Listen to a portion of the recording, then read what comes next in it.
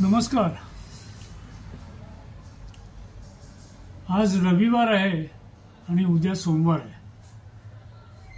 सोमवार आहे आणि परवा एकादशी आहे। या जगामध्ये आता एकादशी करणारे फार जरी नसले तरी एकादशीचा उपवास असू शकतो हे आपण गृहीत धरले। तर या असं म्हणण्याचं कारण असं आहे की आपण हेमंत ऋतूमधल्या चुका पाहतोय।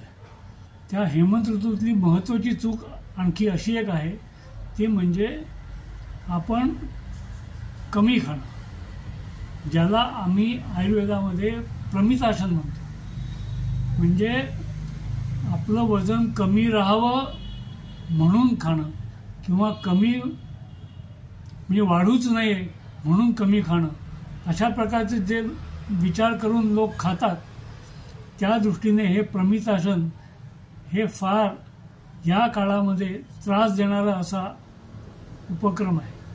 त्यामुळे या वेळेला म्हणजे या ऋतूमध्ये आपल्याला भूक लागते, शरीराला अन्नाची गरज असते, पौष्टिक अन्नाची गरज असते। पण किती खायचं, काय किती खायचं याच्यावर नक्की चर्चा होऊ शकते, पण कमीच खायचं अशा प्रकारचा विचार होऊ शकत नाही। त्यामुळे ज्यांना वजन वाढू द्यायचं नाहीये आणि ज्यांना बारीक व्हायचंय अशा लोकांसाठी हे प्रमितासन हे महत्त्वाचं आहे, हे समजून घ्यायला पाहिजे। नाहीतर या काळामध्ये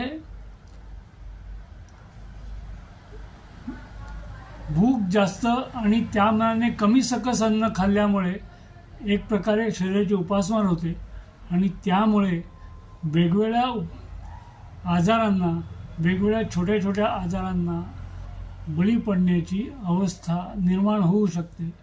त्यामुळे या काळामध्ये गरजेप्रमाणे उत्तम आहार घेणं हेही तेवढंच महत्त्वाचं आहे। नमस्कार।